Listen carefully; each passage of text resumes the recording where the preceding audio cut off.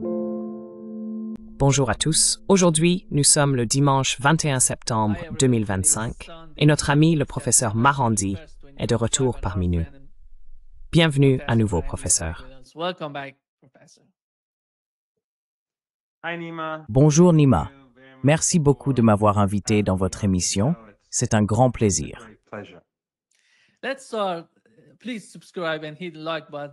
Veuillez vous abonner et cliquer sur le bouton j'aime pour nous aider à toucher un plus large public. Permettez-moi de commencer par ce qui s'est passé. L'Iran a tout fait pour dialoguer avec l'AIEA, pour discuter avec les Européens. Mais les Européens ont décidé de recourir au mécanisme de rétablissement automatique des sanctions. Il semble que leur décision sera d'imposer de nouvelles sanctions, d'essayer d'exercer une pression maximale, comme ils en parlaient avant la mise en place du JCPOA. Qu'ont en tête les responsables iraniens en ce moment? Comment l'Iran va-t-il gérer cette situation actuelle?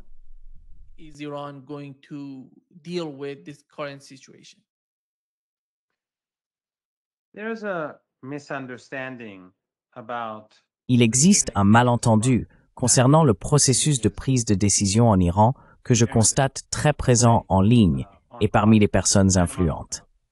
En effet, on suppose que si une personne en particulier fait une déclaration en Iran, cela représente l'opinion de l'ensemble de l'establishment politique. Ou bien, si l'on entend une personnalité de haut rang prononcer une phrase ou quelques phrases à une occasion donnée, on pense que cela reflète généralement les opinions de cette personne. Je pense que c'est une erreur. À mon avis, les Iraniens, ceux qui sont aux commandes, savaient très bien que les Européens utiliseraient le mécanisme de snapback.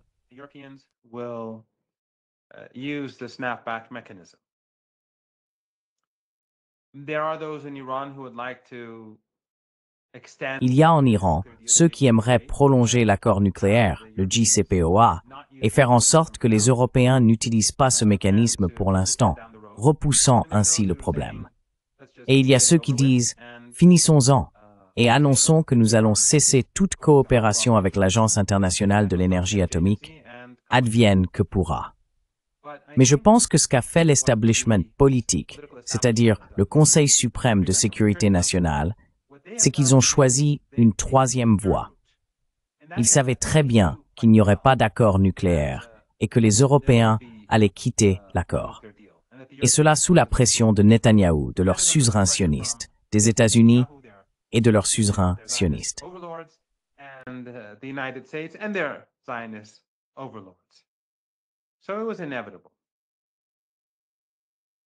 C'était donc inévitable. Mais les Iraniens voulaient que le prix de cette escalade soit supporté par les Européens et non par les Iraniens. Ce qu'ils ont fait, c'est accepter de s'asseoir avec l'Agence internationale de l'énergie atomique et finalement, ils ont conclu un accord qu'ils ont signé au Caire ou en Égypte. Mais ils l'ont fait en sachant qu'il était presque certain que malgré cet accord, les Européens et les Britanniques iraient devant le Conseil de sécurité de l'ONU. Quel est l'intérêt de faire cela? Comme je l'ai dit, cela place l'Iran dans une bien meilleure position politique. Il peut dire à ses alliés, à ses amis, à son propre peuple, « Regardez, ces gens ne sont pas raisonnables. »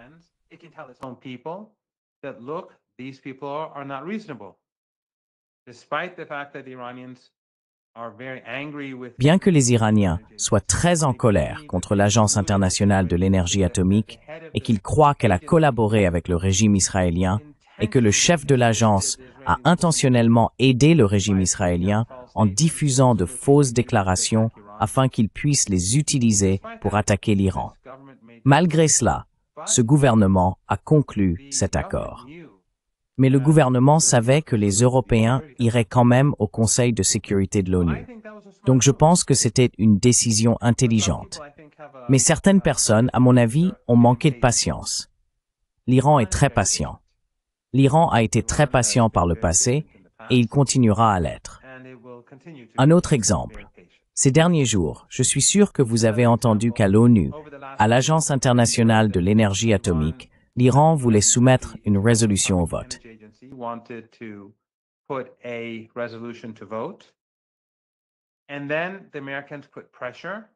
Ensuite, les Américains ont exercé des pressions et les Iraniens ont retiré cette résolution. Les médias occidentaux ont affirmé que l'Iran avait reculé face à la pression américaine, et beaucoup de gens ont pensé que c'était humiliant, mais ce n'est pas ce qui s'est passé. Les Américains n'ont pas mis la pression sur l'Iran. Ils ont mis la pression sur d'autres pays pour qu'ils votent contre l'Iran. Et beaucoup de ces pays sont vulnérables. Regardez notre propre région. Le seul pays de la région qui tient tête aux États-Unis, c'est l'Iran. Il n'y a que l'Iran. Dans toute l'Asie de l'Ouest, centrale et méridionale, il n'y a que l'Iran et le Yémen. Et en Afrique du Nord, il n'y a que l'Iran et le Yémen. Beaucoup de ces nations étaient intimidées par les États-Unis pour voter contre cette résolution.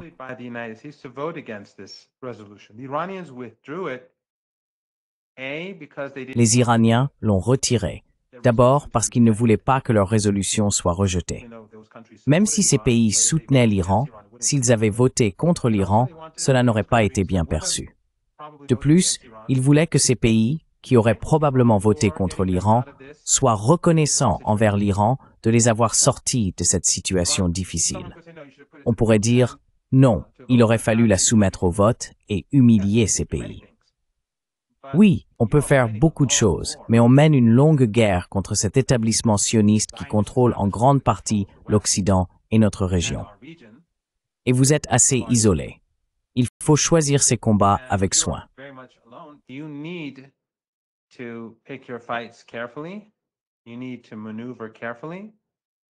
Il faut manœuvrer avec prudence.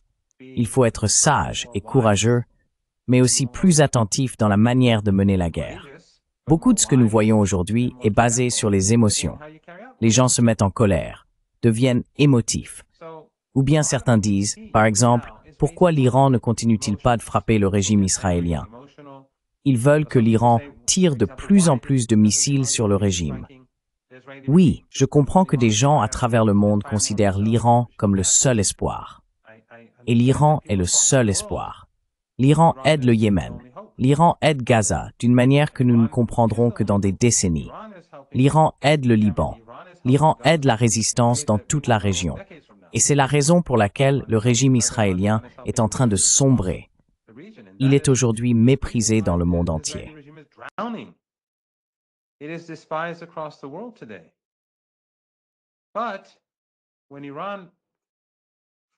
Mais lorsque l'Iran a riposté contre le régime israélien, malgré le coup qu'il a subi le premier jour, oui, il en est sorti vainqueur.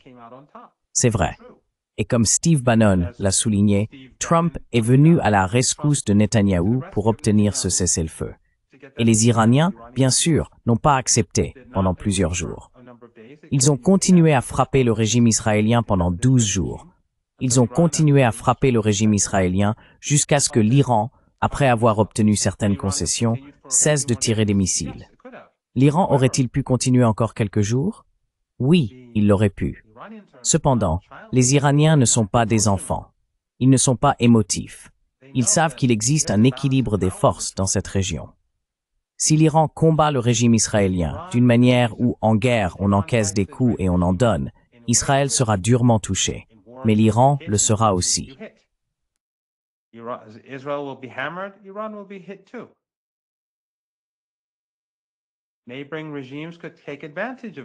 Les régimes voisins pourraient en profiter. Nous savons que la République d'Azerbaïdjan est une alliée du régime israélien. Nous savons que les Américains et les Israéliens exercent une grande influence au Kurdistan irakien.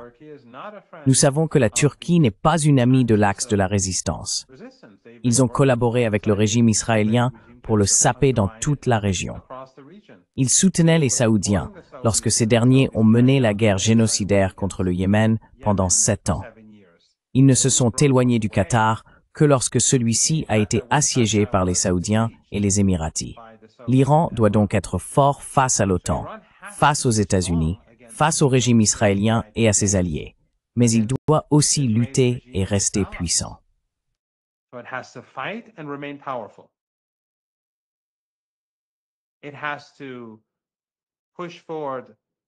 Il faut avancer politiquement, mais empêcher les Américains de l'isoler. Donc l'Iran fait ce qu'il doit pour garder le plus de monde possible de son côté.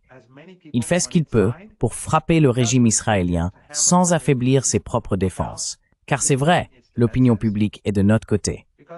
La résistance mondiale partage les vues de l'axe de la résistance.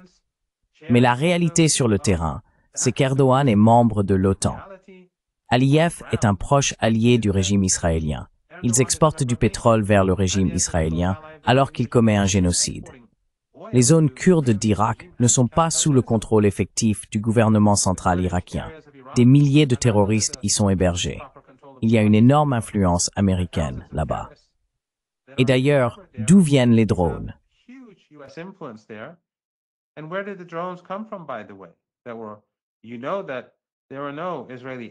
Vous savez qu'il n'y avait aucun avion israélien dans l'espace aérien iranien pendant la guerre de 12 jours. Il s'agissait de drones et de missiles qui sont arrivés. D'où venaient les drones? On a beaucoup entendu parler de la République d'Azerbaïdjan. On a beaucoup entendu parler du nord de l'Irak et de la Syrie.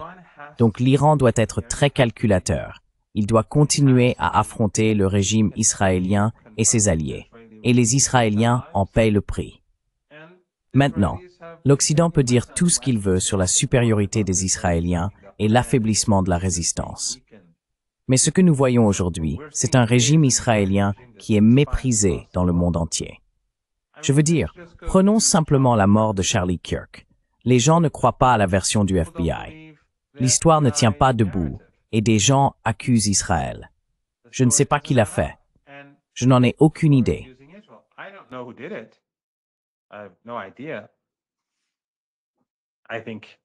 Je pense que les Israéliens y ont un intérêt, d'après ce que l'on entend sur la façon dont il a changé, etc.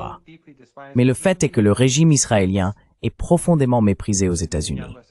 Netanyahou doit constamment aller tweeter et publier des vidéos pour dire qu'ils ne l'ont pas fait. Cela signifie que la situation du régime est catastrophique. C'est terrible. Maintenant, en mettant de côté l'économie, l'armée, tout cela, le régime israélien a perdu son aura de légitimité. Il est perçu comme quelque chose de pire que le régime nazi par les Européens et Nord-Américains ordinaires. Comment calcule-t-on cela? Les médias occidentaux ne diront jamais la vérité, mais la réalité est que l'axe de la résistance et la résistance mondiale croissante sont en train de tuer le régime israélien à petit feu. L'objectif n'est pas d'écraser le régime.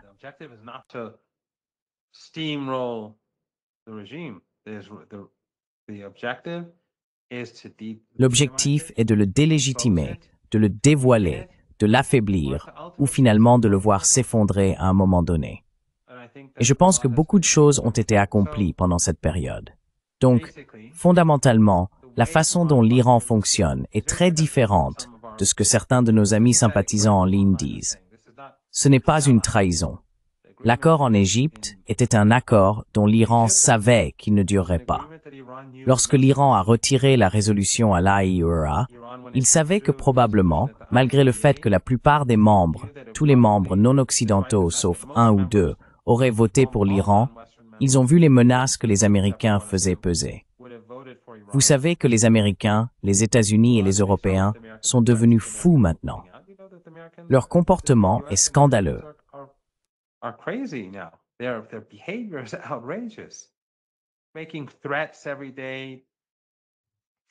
Proférer des menaces tous les jours. Trump, sur Truth Social, a menacé l'Afghanistan et le Venezuela en l'espace de quelques heures. Il menace tout le monde en ce moment. Donc lorsque l'Iran s'est retiré, il y avait une raison à cela. Ce n'était pas parce que l'Iran subissait une pression américaine. Je pense donc qu'il est assez clair qu'aujourd'hui, nous sommes dans une situation où le mécanisme de snapback va être appliqué et les résolutions de l'ONU vont être rétablies. Mais elles auront un impact psychologique, et elles ont déjà un impact psychologique sur le marché iranien. Mais en réalité, elles n'auront pas un grand impact sur l'économie iranienne, car il n'y aura pas de nouvelles sanctions. Toutes les sanctions prévues dans ces résolutions de l'ONU sont déjà en vigueur. Elles sont appliquées pour Iraqi et les Américains.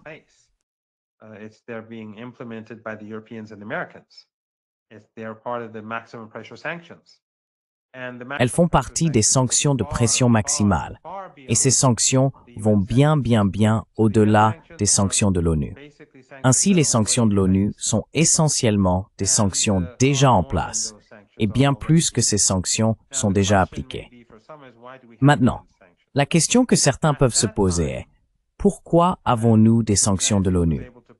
À cette époque, lorsque les États-Unis ont pu mettre en place ces sanctions, la Russie et la Chine étaient des pays bien plus faibles, et les États-Unis étaient bien plus puissants. Et les Européens aussi, dans une certaine mesure. Mais comme les Russes et les Chinois étaient bien plus faibles qu'aujourd'hui, ce qu'ils ont essentiellement pu faire, c'est d'édulcorer les textes des résolutions. Mais ils ne pouvaient pas les bloquer à l'époque, où ils estimaient ne pas pouvoir les bloquer. Bien sûr, l'Iran s'attendait à ce qu'ils les bloquent.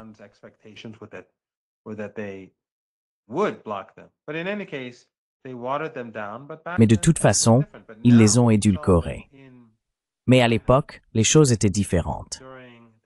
Aujourd'hui, nous avons vu qu'en Chine, lors du sommet de l'Organisation de coopération de Shanghai, les ministres des Affaires étrangères iraniens, russes et chinois ont signé une déclaration très importante que vos téléspectateurs devraient consulter. Il s'agit d'une déclaration dans laquelle ils affirment que le mécanisme de snapback n'est pas légitime, que ce qu'ont fait les Européens n'est pas légal et qu'ils ne le reconnaissent donc pas. C'est un point important, car cela signifie essentiellement que les Russes et les Chinois vont ignorer ce soi-disant rétablissement des résolutions du Conseil de sécurité de l'ONU. Et l'ONU est déjà en train de mourir. Mais je pense que c'est une déclaration très importante que les 3 ministres des Affaires étrangères ont signée. C'est d'ailleurs un bel accomplissement.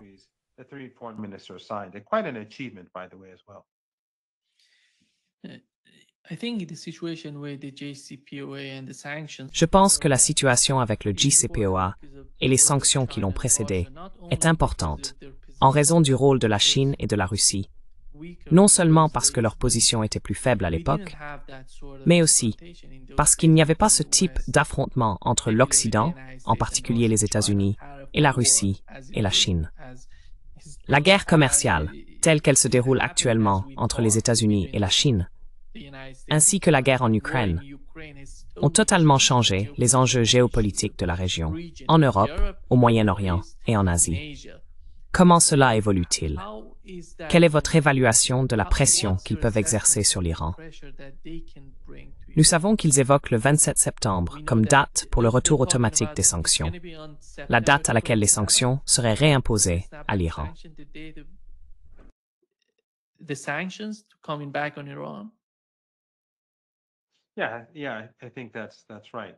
Oui, je pense que c'est exact. Fondamentalement, nous avons aujourd'hui une situation, et vous avez tout à fait raison. Non seulement la Chine et la Russie sont aujourd'hui bien plus puissantes qu'elles ne l'étaient à l'époque, et continuent de gagner en puissance en termes relatifs par rapport à l'Occident, mais aussi, comme vous l'avez justement souligné, la confrontation qui existait à l'époque était bien plus réduite, bien plus limitée, et n'avait rien à voir avec ce que nous connaissons aujourd'hui entre l'Occident et ses pays, et d'autres pays également. Mais je parle de la Russie et de la Chine, parce qu'elles siègent au Conseil de sécurité de l'ONU et disposent du droit de veto. Donc, vous avez tout à fait raison. Nous vivons aujourd'hui dans un monde très différent. Comme vous le savez, je suis rentré de Chine ce matin même.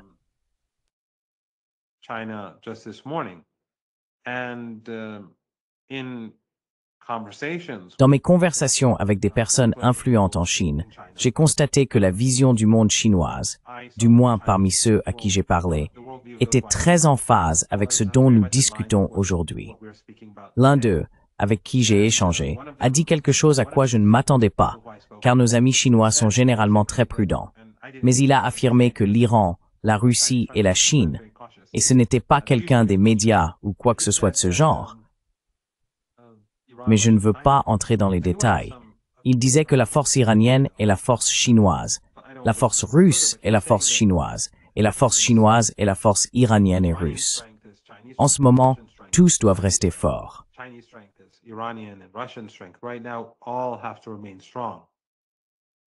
Et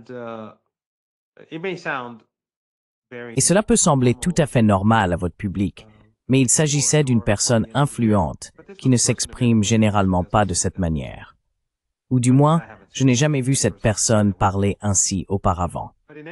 Mais quoi qu'il en soit, le fait est que le monde a bel et bien changé, et les Américains continuent de s'isoler, ce qui, à mon avis, profite pleinement à l'Iran. Regardez ce qu'ils font à l'Inde. Tout récemment, ils ont réimposé les sanctions sur Chabahar en Iran afin que l'Inde ne puisse pas poursuivre ses investissements à Chabahar. Pourquoi? Parce qu'ils veulent bloquer le corridor nord-sud. Ils voulaient interrompre son fonctionnement pour nuire à l'Inde, à la Russie et à l'Iran. Et puis il y a eu les frais de visa qui viennent d'être imposés et qui visaient essentiellement l'Inde plus que tout autre pays.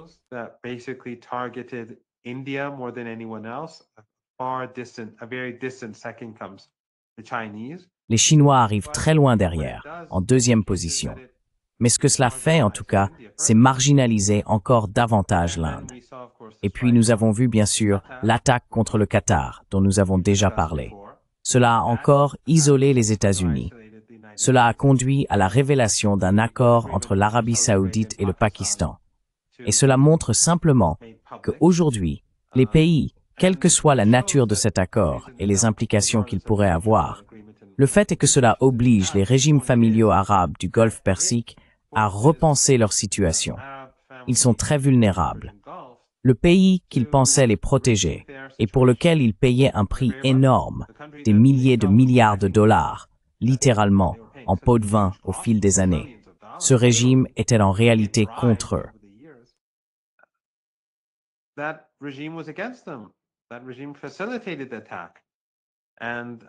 Ce régime a facilité l'attaque et permis que le Qatar soit pris pour cible, alors que le Qatar est probablement le plus docile de tous les pays de la région du Golfe Persique. Et la seule raison pour laquelle le Hamas existait là-bas, c'est parce que les États-Unis et le régime israélien le voulaient. Les dirigeants occidentaux tirent d'énormes bénéfices du Qatar, financièrement parlant, y compris des membres du régime israélien. Car le Qatar, comme d'autres pays, donne de l'argent à des personnes influentes et investit dans des endroits comme Israël et la Palestine. Ainsi, ces pays se sentent très vulnérables. De plus, les frappes régulières sur la Syrie et les attaques contre les intérêts turcs en Syrie constituent une menace pour la Turquie.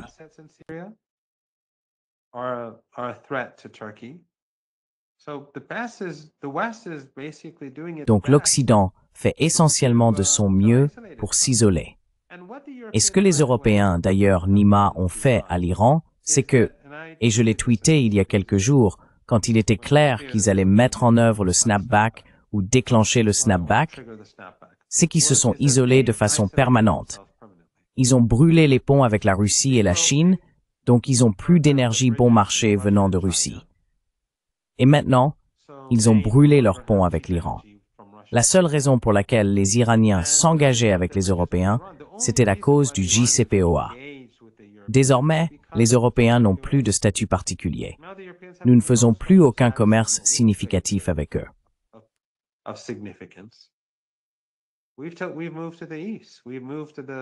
Nous nous sommes tournés vers l'Est. Nous nous sommes tournés vers le Sud. Nous nous sommes rapprochés des membres des BRICS et de l'Organisation de coopération de Shanghai. Nous vivons aujourd'hui dans un monde très différent. Le seul avantage des Européens était que le JCPOA leur servait de prétexte pour rester engagés avec l'Iran. Eh bien, ils ne l'auront plus. Ils ont donc perdu l'opportunité de voir le pétrole et le gaz iranien remplacer le pétrole et le gaz russe. Ils en avaient besoin. À l'avenir, ils n'auront plus non plus de pétrole et de gaz russe, car les Russes les ont désormais promis à la Chine, Sibérie 2. Le gaz de Sibérie 2, c'est le gaz qui était destiné à l'Europe. Voilà, c'est tout.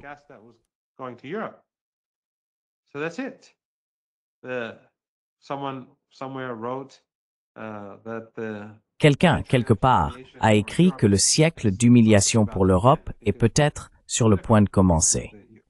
Je crois que c'était Politico en Europe, et je pense que c'est tout à fait possible. Je ne sais pas si ça durera un siècle, mais ce sera très très long. Et les Européens vont subir les conséquences de leur politique. Donc, à mon avis, à long terme, les Iraniens n'ont plus besoin ils n'ont plus aucun levier contre l'Iran. Ils ont abandonné leur dernier moyen de pression. Ainsi, l'Iran peut se concentrer sur de nouvelles relations. Et bien sûr, l'Iran ne coopérera plus avec l'Agence internationale de l'énergie atomique. Mais je pense que c'est une bonne nouvelle pour l'Iran.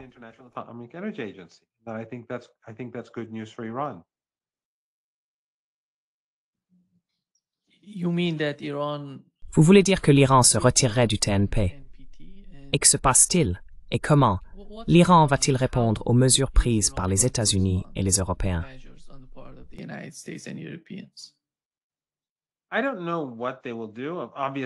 Je ne sais pas ce qu'ils vont faire. De toute évidence, cet accord avec l'Agence internationale de l'énergie atomique, qui a été signé en Égypte, est désormais nul et non avenu. Que l'Iran quitte le TNP ou qu'il suspende sa coopération avec le TNP, je l'ignore. Mais cela n'a pas d'importance. L'Iran peut maintenant agir. Ça n'a pas d'importance. Il y a une différence entre les différentes politiques. Je ne suis pas sûr que l'Iran quittera le TNP. Je ne sais pas. Je ne suis pas certain qu'il le fera. Mais je pense que l'Iran prendra certaines mesures. Il se peut qu'il aille jusqu'au bout et qu'il parte. Il se peut qu'il suspende son adhésion. Je ne sais pas. Mais ce que ça fait, c'est que cela laisse les mains de l'Iran libres.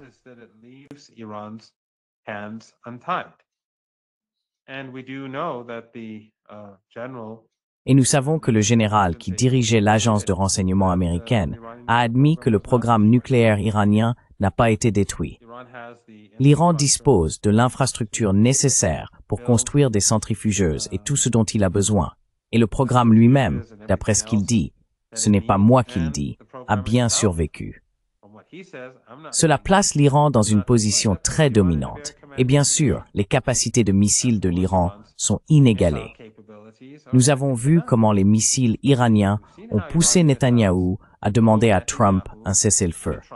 Nous avons vu comment ils se sont abattus sur Tel Aviv et d'autres villes. Nous avons vu comment l'Occident collectif a été incapable d'arrêter ces missiles. Donc l'Iran possède la technologie nucléaire et n'a désormais plus aucune raison de montrer ce qu'il fait à l'Occident. Il dispose de ses capacités balistiques.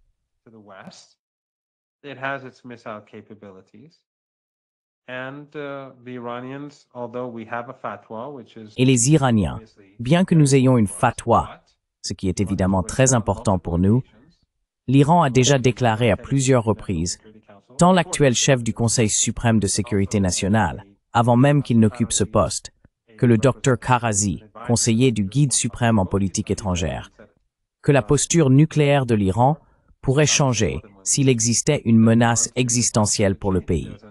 C'est la position morale à adopter. La position morale consiste à ne pas posséder d'armes nucléaires, car c'est une arme horrible qui cause des problèmes dans toute la région. Mais s'il y a une menace existentielle pour le peuple, afin d'empêcher qu'il ne lui arrive quelque chose d'horrible, alors l'Iran changerait sa posture nucléaire. Autrement dit, pour protéger la population. Nous devrons donc voir ce qu'il adviendra. Mais je pense que les Américains ont été stupides. Trump a été très imprudent, comme d'habitude.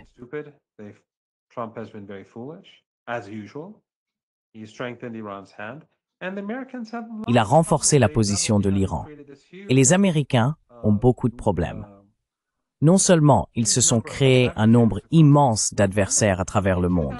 Rappelez-vous qu'en 2002, 2003, 2004 et 2005, l'Iran était la grande force du mal pour l'Occident. Souvenez-vous de l'axe du mal et tout cela. Maintenant, ce sont la Russie, la Chine, l'Inde, le Brésil, tous ces autres pays qui ont été ajoutés à cette liste. Certains d'entre eux sont bien plus puissants que l'Iran, comme la Chine. Et puis les États-Unis ont d'énormes problèmes chez eux. La haine envers le régime israélien grandit. Et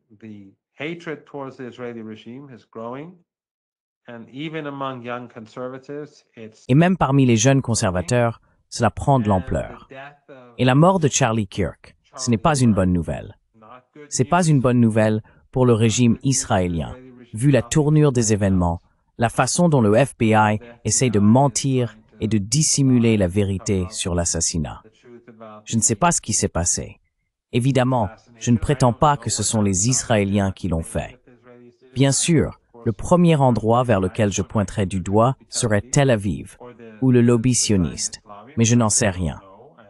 Mais les preuves qu'ils ont fournies ne semblent pas, il semble qu'ils cachent, il est clair qu'ils essayent de dissimuler des choses.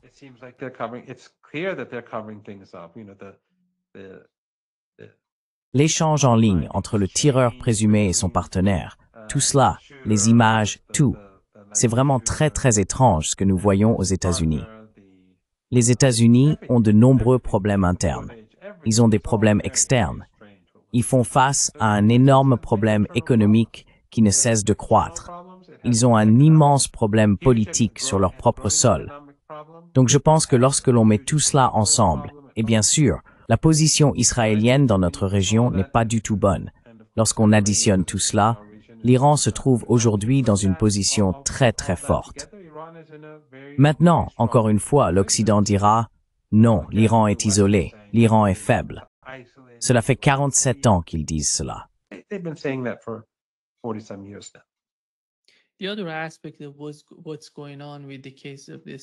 L'autre aspect de ce qui se passe avec l'affaire de l'assassinat de Charlie Kirk et de ce qui se passe aux États-Unis, c'est que la propagande israélienne ou le soutien à Israël diminue drastiquement chez les jeunes de moins de 30 ans. Et c'est pour cela qu'ils essayent autant. Ils essayent de tout faire pour reprendre, pour s'approprier tout ce que Charlie Kirk était en train de construire. Ils essayent, vous savez, de posséder, d'avoir le mouvement de leur côté. Mais il ne semble pas que cela arrivera pour Israël. Ils ne comprennent pas la profondeur de ce qui est arrivé à l'image d'Israël, à la façon dont les gens perçoivent Israël, avec la question de Gaza, du Moyen-Orient, de la Palestine, de la Cisjordanie, peu importe, en Syrie, au Yémen, au Liban.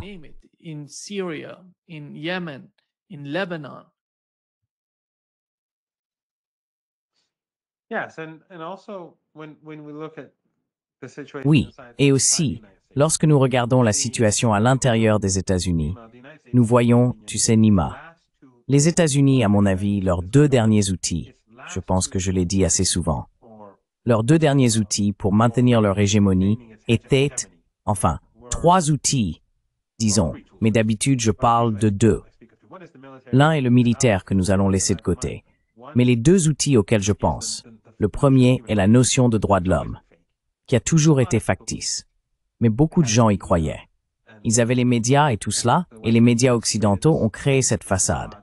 Et beaucoup de gens, de jeunes étudiants iraniens à moi, y croyaient, beaucoup d'entre eux. Et ils soutenaient la liberté. Gaza a détruit cela. Gaza a démoli cette notion de droit de l'homme et de dignité humaine. Démoli. Le second était la notion de liberté aux États-Unis.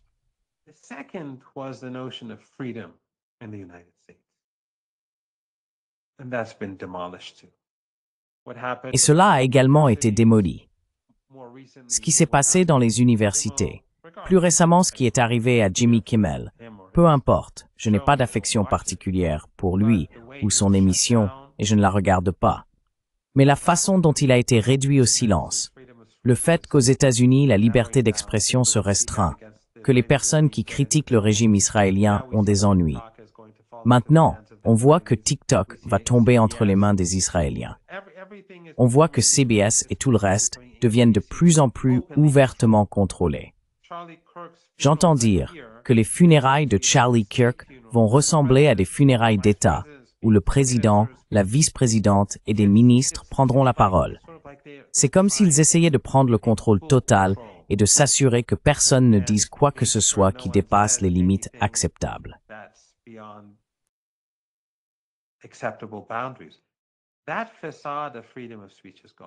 Cette façade de liberté d'expression a également disparu. Cette façade de liberté aux États-Unis s'est évanouie. Nous voyons un président qui est faible et lâche et manifestement contrôlé par le régime israélien, qu'il ait peur d'être assassiné, ou qu'il craigne que certains dossiers révèlent qu'il a eu, vous savez, des relations illégales ou quelles que soient les raisons. Je ne sais pas. Je ne sais pas ce qu'il y a dans ces dossiers. Je ne prétends pas savoir. Mais le fait est que, De toute évidence, les États-Unis sont contrôlés par le lobby sioniste et les néoconservateurs, qui sont en quelque sorte les mêmes à bien des égards, car les néoconservateurs sont des sionistes. Les États-Unis n'ont plus cette image de liberté.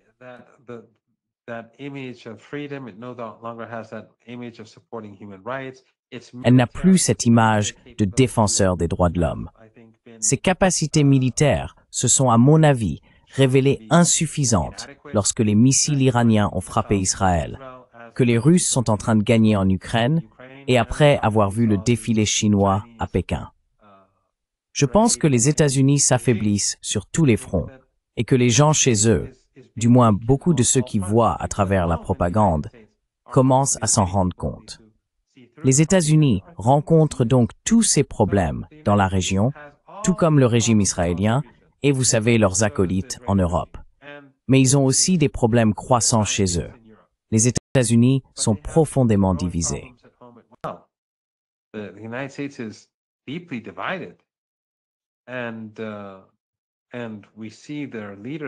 Et nous voyons leurs dirigeants comme totalement incompétents, tuant des gens sur des bateaux dans les Caraïbes sans aucune responsabilité.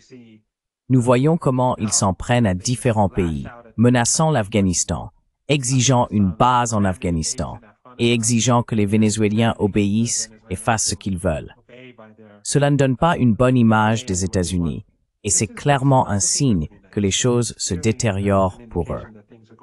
Professeur Marandi, l'une des questions que beaucoup de gens nous posent concerne l'option Samson du gouvernement israélien.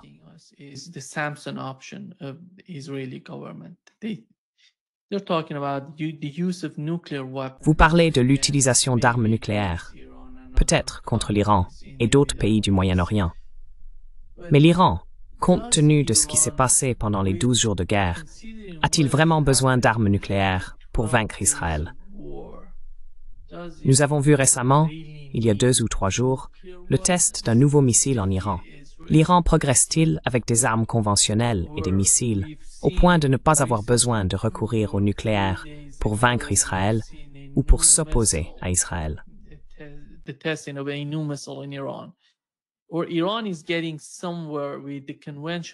Eh bien, une chose que j'aimerais dire, puisque vous en parlez, c'est que j'ai lu quelque part en ligne que ce test de missile était un échec. En réalité, je peux affirmer avec confiance, pour une raison ou une autre, que c'était un immense succès. Et je ne veux pas entrer dans les détails concernant le missile, parce que je n'en sais pas beaucoup, et plus j'en parle, plus, vous savez, je marche sur des œufs. Mais il s'agissait apparemment d'une réalisation importante. Et ce fut un grand succès. Ce n'était pas seulement un succès, c'était un grand succès. Aujourd'hui, l'Iran est bien mieux préparé à la guerre qu'il ne l'était il y a quelques mois, pour de nombreuses raisons que nous avons, je crois, déjà évoquées.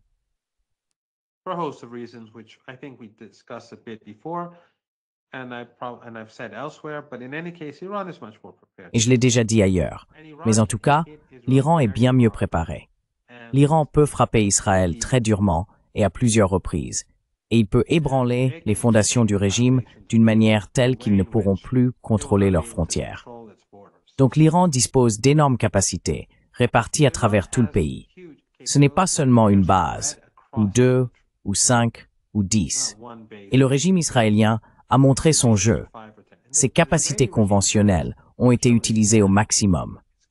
Les capacités de l'Iran, elles, n'ont pas été utilisées à leur maximum, parce que les Iraniens ne s'attendaient pas à ce genre de guerre. Tout le monde pensait que le régime israélien mènerait quelques frappes ici et là contre le programme nucléaire, quelques installations militaires, et qu'il riposterait avec quelques missiles pour leur faire mal. Mais ils ne pensaient pas que l'objectif des Américains et des Israéliens était de faire tomber l'État.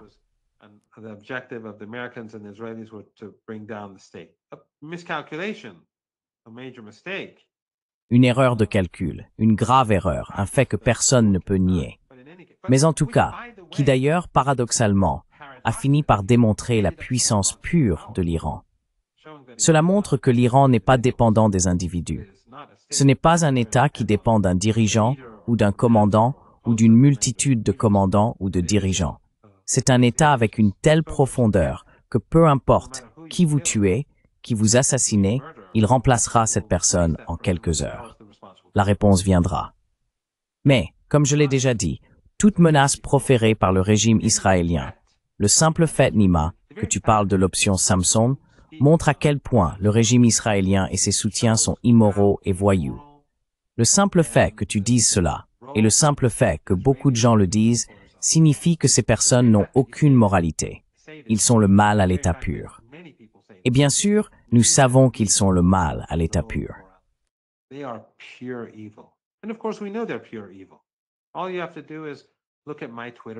Il suffit de regarder mon fil Twitter, car la plupart de mes tweets concernent Gaza. Je montre simplement ce qu'ils font aux femmes et aux enfants, les massacrant, leur arrachant les membres, puis poursuivant le carnage, assassinant des gens dans leur sommeil, tuant des personnes alors qu'elles se tiennent simplement parmi les décombres. Ils aiment tuer des gens. Ils aiment le massacre. Mais ils n'ont aucune honte, aucune moralité, aucune dignité, aucun honneur, aucune humanité. Cela montre à quel point ils sont mauvais. Et cela montre à quel point les choses ont changé. Le monde voit le sionisme comme quelque chose de si laid et sinistre qu'il serait prêt à tout. Mais l'Iran est un pays immense, et les capacités de l'Iran ne sont pas connues. Et elles ne sont pas connues des Israéliens.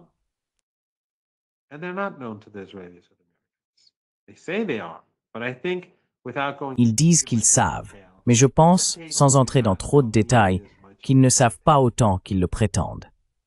Cela a été évident dans la façon dont ils ont mené la guerre. Ils ne savent pas tant de choses que ça. Je veux dire, savoir où certaines personnes vivent n'est pas vraiment un grand exploit.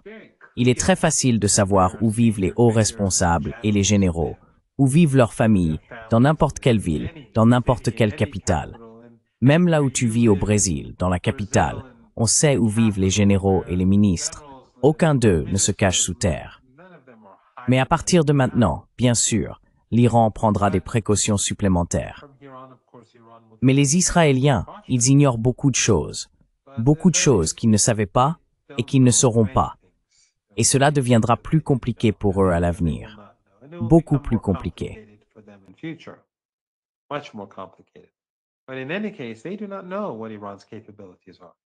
Mais en tout cas, ils ne savent pas quelles sont les capacités de l'Iran. Et si l'Iran, comme je l'ai dit, non pas selon mes propres propos, mais selon ce qu'a déclaré le Dr Larijani, l'actuel chef du Conseil suprême de sécurité nationale, l'an dernier, je crois, et selon ce qu'a dit le Dr Karazi, au moins à 2 reprises, si l'Iran perçoit une menace existentielle, alors sa posture nucléaire changerait. Les capacités conventionnelles de l'Iran et ses capacités nucléaires sont connues de tous.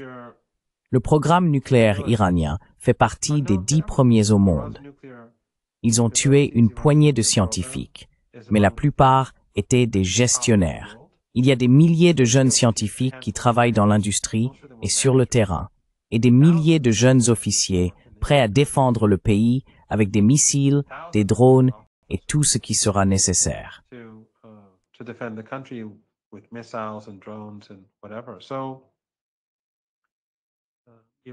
Je ne sous-estimerai pas les capacités de l'Iran, et l'Iran n'est pas naïf non plus.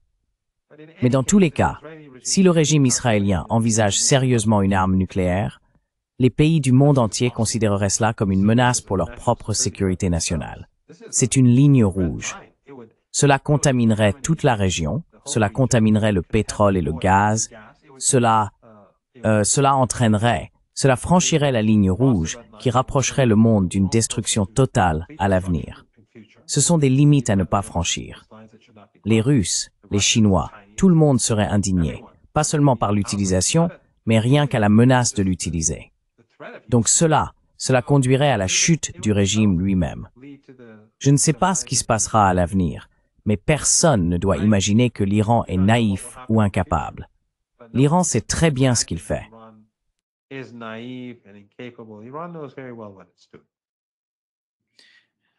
Donald Trump a tweeté que si l'Afghanistan ne rend pas les aéroports à ceux qui les ont construits, c'est incroyable que ceux qui les ont construits. Lui, il ne les a pas construits. He didn't build it. He didn't build it. Il ne l'a pas construit. Il a été construit bien avant que les États-Unis n'envahissent l'Afghanistan. Je crois que ce sont les Russes qui l'ont construit. Alors, devraient-ils le rendre aux Russes? Should they give it back to the Russians? It seems that what he's mentioning is that. Il semble qu'il évoque le fait qu'il propose quelque chose. Mais le professeur Marandi en a parlé et a dit « Nous voulons nous occuper de la Chine. Nous voulons avoir un levier sur la Chine. » Mais il semble que cela ne concerne pas seulement la Chine. Il s'agira aussi de la Russie, de l'Iran, de la Chine et même du Pakistan, si cela devait poser problème. Even Pakistan, if that would be a problem. But India. India. India. It's about Asia. L'Inde. It's about the rise of L'Inde. L'Inde. Il s'agit de l'Asie, de la montée de l'Asie. Les États-Unis et l'OTAN veulent rendre l'Asie instable. C'est pourquoi le Qatar, les Émirats, l'Arabie Saoudite, Mohammed Ben Salman moins ces dernières années, et les Émirats aussi moins ces dernières années.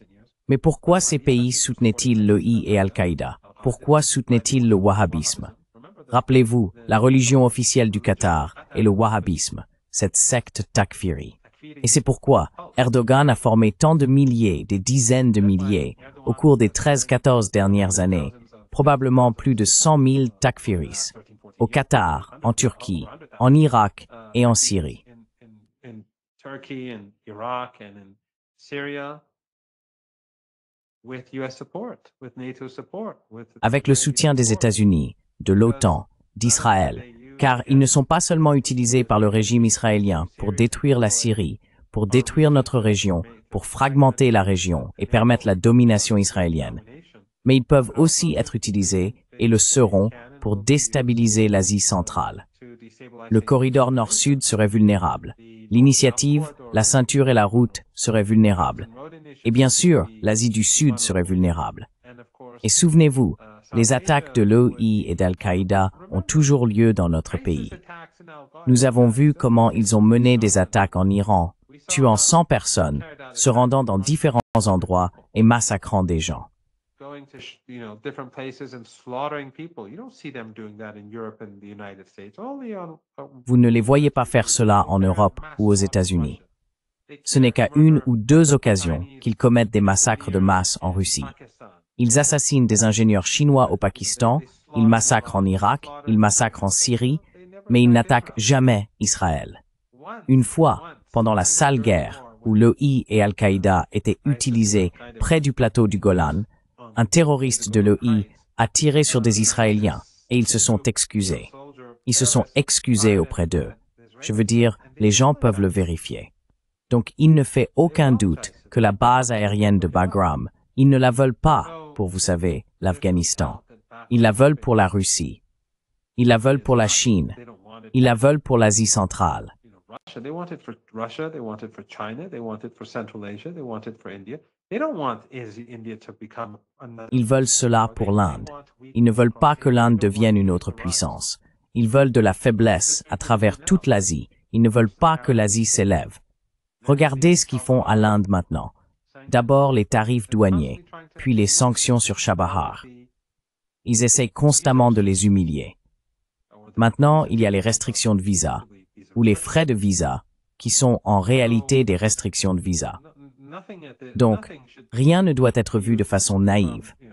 Il s'agit d'empêcher l'Asie de s'élever parce que l'Occident est en train de perdre le pouvoir. Il perd le contrôle. Il est en déclin. Et comme il n'a pas la compétence pour se renforcer et qu'il continue de décliner, il veut entraîner tout le monde dans sa chute.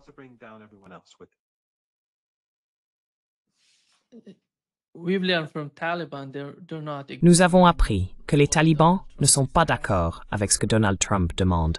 Et pensez-vous que dans l'esprit de ces personnes aux États-Unis, ils croient pouvoir exercer beaucoup de pression sur eux? Je ne vois pas cela se produire. Je n'y crois pas. Mais comment percevez-vous la réponse des talibans? Comment voyez-vous l'influence ou la pression que les États-Unis peuvent exercer sur eux?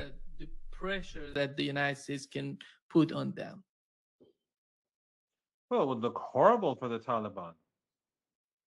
Eh bien, cela donnerait une image horrible des talibans. Ils commenceraient à ressembler à la Syrie. En ce moment, on voit que Shara s'est dévoilé comme un instrument, et son peuple n'est que des instruments. Il essaye désespérément de conclure un accord. Il va maintenant à Washington, il va à New York. Al-Qaïda, après le 11 septembre, nous sommes toujours en septembre, Al-Qaïda retourne officiellement à New York. Cela en dit long sur la véritable histoire du 11 septembre. Rien que cela. Le chef d'Al-Qaïda, les créateurs de Daesh, il va maintenant à New York. C'est 2001, 2024, juste 24 ans. 24 ans et quelques jours.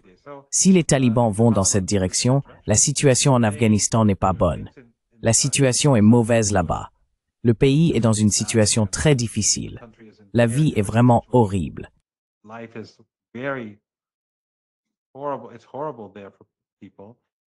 C'est horrible là-bas pour les gens.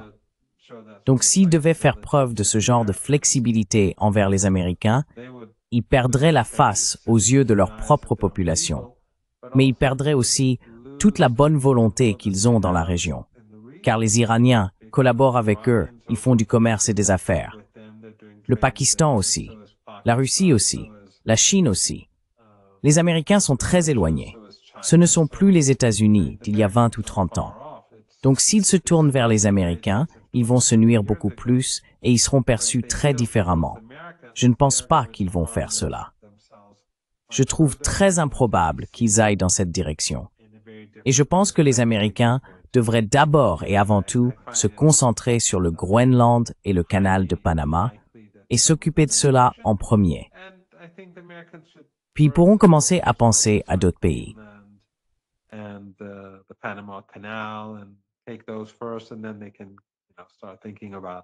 Professeur Marandi, nous avons effectivement vu la visite du chef de la sécurité nationale iranienne, Ali Larijani, en Arabie Saoudite. Il s'est entretenu avec les responsables sur place et nous avons constaté une nouvelle attitude de la part de l'Arabie Saoudite en collaboration avec le Pakistan, une nouvelle alliance, un traité de défense entre les deux pays. L'un peut défendre l'autre en cas d'attaque. Ainsi, l'Arabie Saoudite, nous avons appris qu'ils ont discuté avec des responsables iraniens de ce qui s'est passé, de la situation concernant le traité de défense entre l'Arabie Saoudite et le Pakistan. Ils tentaient d'éclaircir les choses auprès des responsables iraniens. Alors, quel est l'état des relations entre l'Iran et l'Arabie Saoudite? Pensez-vous, j'ai discuté avec mes invités, principalement en Occident, qu'ils estiment que le rapprochement entre l'Arabie Saoudite et l'Iran s'améliore, que les relations entre les pays arabes et les Iraniens deviennent meilleures. Quel est votre point de vue à ce sujet?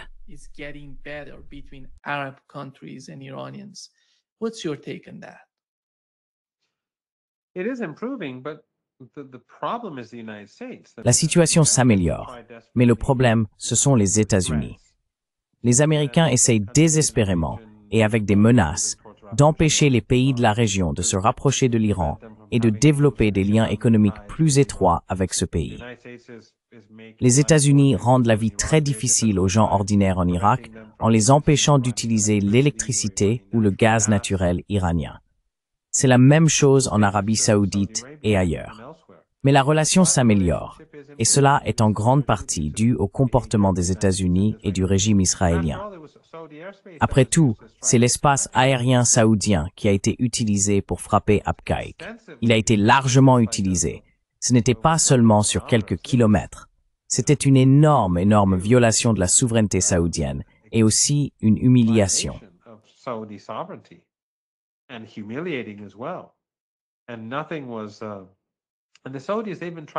Et les Saoudiens, cela fait des années qu'ils essayent d'abattre des drones et des missiles yéménites tirés sur Israël. Ce n'est donc pas comme s'ils n'avaient pas de système radar ou de système de missiles à disposition. Ils ont payé des milliers de milliards de dollars aux États-Unis au fil des ans. Littéralement, des milliers de milliards de dollars au cours des dernières décennies pour pouvoir se protéger. Mais les drones ont simplement survolé l'Arabie Saoudite. Les États-Unis et les Israéliens ont bombardé ensemble. C'est une bonne façon de rapprocher l'Arabie Saoudite de l'Iran, de la Russie, de la Chine, du Pakistan.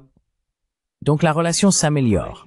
Mais encore une fois, ce qui l'entrave, et ce qui l'entrave depuis de nombreuses années, c'est les États-Unis.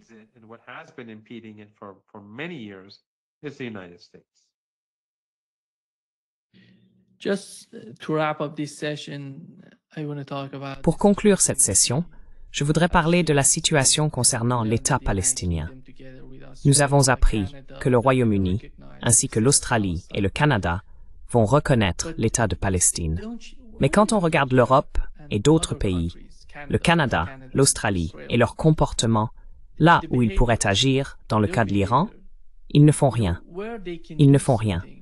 Dans le cas de l'Ukraine, ils ne font rien d'autre que de prolonger le conflit. Mais lorsqu'il s'agit de Gaza, après tout le soutien qu'ils ont apporté à Israël jusqu'à présent, maintenant ils veulent parler de l'État palestinien. Qu'est-ce que cela signifie selon vous? Est-ce simplement une posture politique ou est-ce quelque chose de plus? Is that a political posture? It's just that.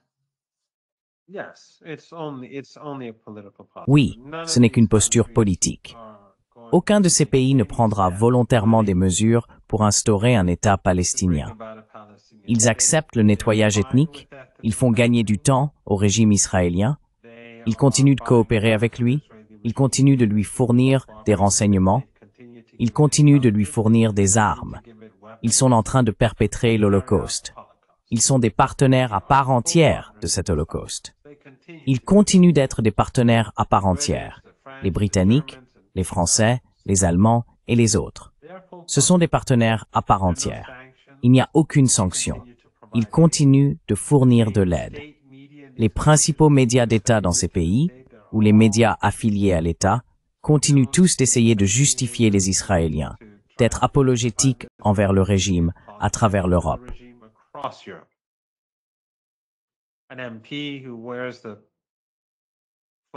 Un député qui porte le drapeau palestinien sera harcelé au Parlement et forcé de changer de vêtements, même après 2 ans de génocide. Donc ce n'est que de la posture politique. Cependant, c'est un signe de faiblesse. C'est le signe qu'ils reconnaissent que leurs populations sont indignées et n'acceptent pas cela. Ils essayent d'apaiser le peuple, de le calmer, de le rendre moins en colère pour que tout reste comme avant. Alors ils accordent ces concessions, cette concession. Ce n'est pas fait de bon gré, c'est fait à contre-cœur pour apaiser le peuple. Mais cela ne sert à rien, c'est inutile.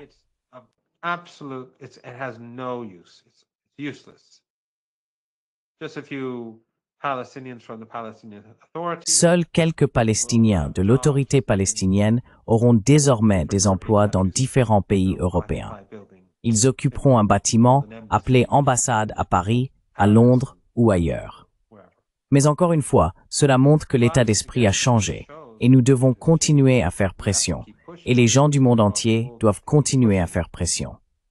Ils doivent renverser ces régimes et porter au pouvoir des personnes qui changeront leur discours sur la Palestine, sur les droits humains et sur la dignité humaine.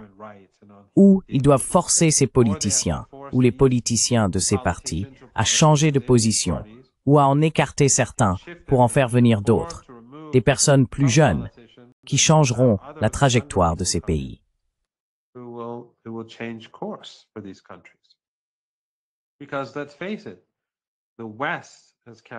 Parce qu'il faut être honnête, c'est l'Occident qui a perpétré cet holocauste. L'histoire retiendra que l'Occident collectif, a intentionnellement mené cet holocauste sous les yeux du monde entier. Ce n'est pas un génocide comme les autres, c'est unique. L'Occident a fait quelque chose d'unique. Ils ont perpétré un holocauste devant le monde entier, jour après jour, pendant 2 ans, et cela va continuer. Cette honte sera gravée dans les mémoires jusqu'à la fin des temps. Jamais une telle chose ne s'est produite auparavant, que le monde entier, pendant 2 ans, assiste avec horreur à ce que font les Français, les Britanniques, les Allemands, les Américains, les Italiens,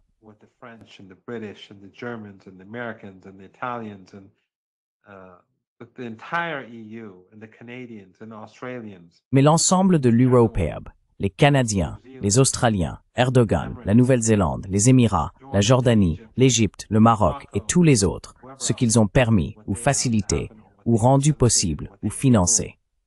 Différents acteurs ont joué des rôles différents. Cela ne sera jamais oublié.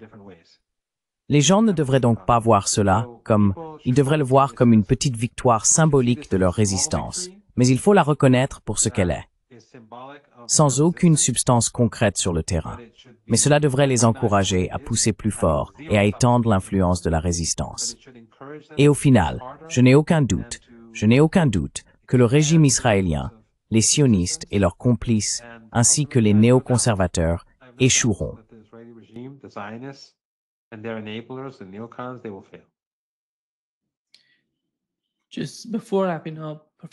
Juste avant de conclure, professeur Marandi, comment voyez-vous la situation du Hezbollah aujourd'hui?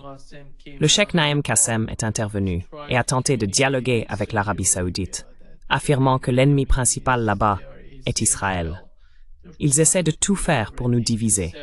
Mais comment percevez-vous cela, politiquement et militairement, au Liban et dans la région?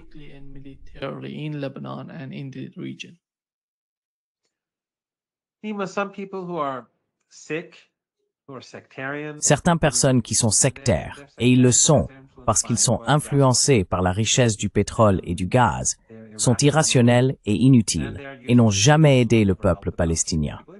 Ils n'ont jamais rien fait pour la Palestine, ni pour leur propre peuple. Ils ne font qu'insulter les autres, et accuser les autres, alors que le vrai problème, c'est eux-mêmes. Alors ils attaquent le Hezbollah. Le Hezbollah est une étoile brillante de la résistance. Pendant plus d'1 an, ils ont combattu le régime israélien pour détourner des troupes de Gaza, et ils ont fait d'énormes sacrifices. L'anniversaire du martyre de Saïd Hassan Nasrallah est dans 6 jours. J'étais là quand il a été martyrisé, et les gens ont continué à se battre, puis Saïd Hashem Safiuddin a été martyrisé.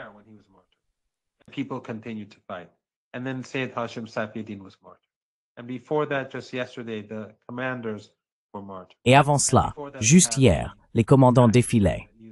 Et avant cela, ils avaient mené l'attaque en utilisant les PAG, etc. Le Hezbollah s'est battu pour Gaza dans une situation très difficile.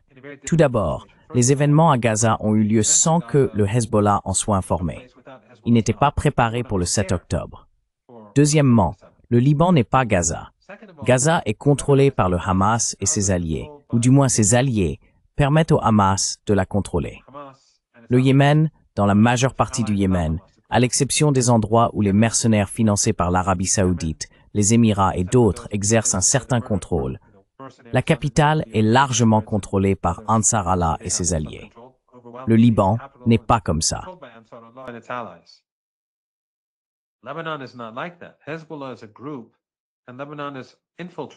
Le Hezbollah est un groupe, et le Liban est infiltré et compte de nombreux ennemis. Lorsque le Hezbollah se battait, des députés du Parlement libanais soutenaient les Israéliens, appelant à la destruction du Hezbollah. Et ces personnes pouvaient traverser le Liban en voiture. Elles pouvaient aller où elles voulaient dans le pays. Et une partie importante de la population était opposée à la résistance. Certains d'entre eux partageaient la même idéologie. Laissons tomber, je ne veux pas m'aventurer là. Mais certains de ces gens sectaires, très sectaires, sont ceux avec qui ils prétendent être alliés au Liban. Ils étaient contre la résistance.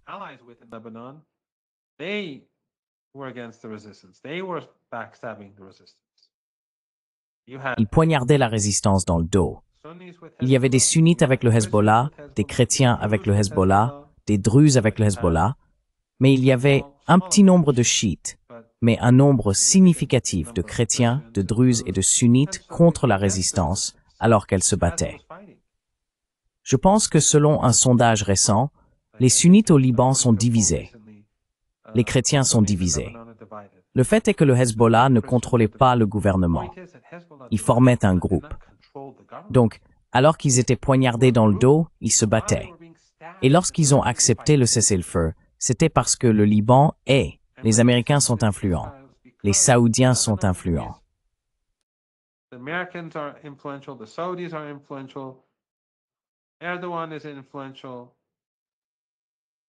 Erdogan est influent.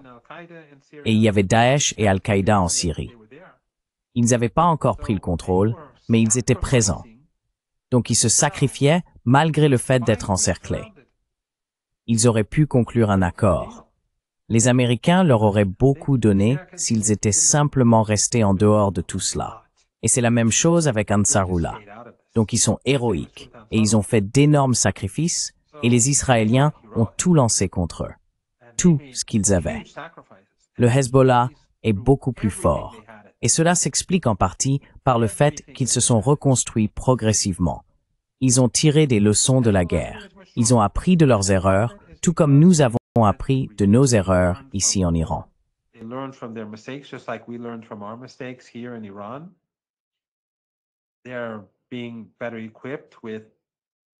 Ils sont mieux équipés avec de nouvelles technologies. Mais la politique évolue également. L'attaque contre le Qatar, le changement de politique. Je veux dire, les Saoudiens travaillaient très dur pour affaiblir le Hezbollah. Mais maintenant, après ce que le régime israélien et les Américains ont fait, je pense que les Saoudiens revoient leur position. On me dit que la situation aujourd'hui est meilleure qu'il y a quelques semaines. Et les États-Unis et les Israéliens continuent de se marginaliser.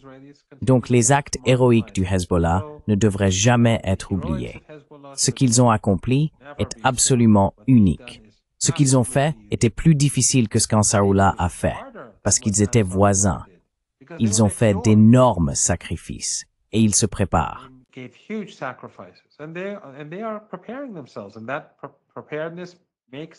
Et cette préparation rend le régime israélien prudent quant à l'idée de se concentrer entièrement sur le Sud. Ils continuent de le faire, mais ils sont également menacés de l'intérieur par des milices financées par les Américains, et ils sont menacés par Daesh et Al-Qaïda, dont le chef se rend maintenant à New York. Leur position est très difficile. Donc dans 6 jours, c'est l'anniversaire de Saïd Hassan Nasrallah. Je pense que les gens devraient observer le Hezbollah dans les prochains jours à travers ce prisme. Ceux qui, vous savez, ont fermé les yeux sur la réalité. La plupart des gens ont désormais les yeux ouverts. Mais ceux qui restent dans cet état d'esprit vraiment, vous savez, médiéval, devraient reconsidérer leur position. Et qu'est-ce qui rend le Hezbollah si unique?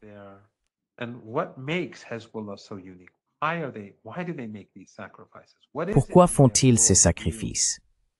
Qu'est-ce qui, dans leur vision du monde, les pousse à agir ainsi? Qu'y a-t-il dans la vision du monde de Saïd Hassan Nasrallah, Saïd Hashim Safiuddin et du Cheikh Naïm Qassem, ainsi que chez tous ces jeunes prêts à faire des sacrifices, non seulement pour leur propre peuple, mais aussi pour d'autres, pas même leurs voisins, ou des enfants qui sont, vous savez, je ne sais pas exactement à quelle distance Gaza se trouve de la frontière libanaise, mais des personnes qui sont éloignées d'eux, géographiquement parlant. Pourquoi ferait-il ces sacrifices? Il y a quelque chose à propos du Hezbollah que nous devons mieux comprendre.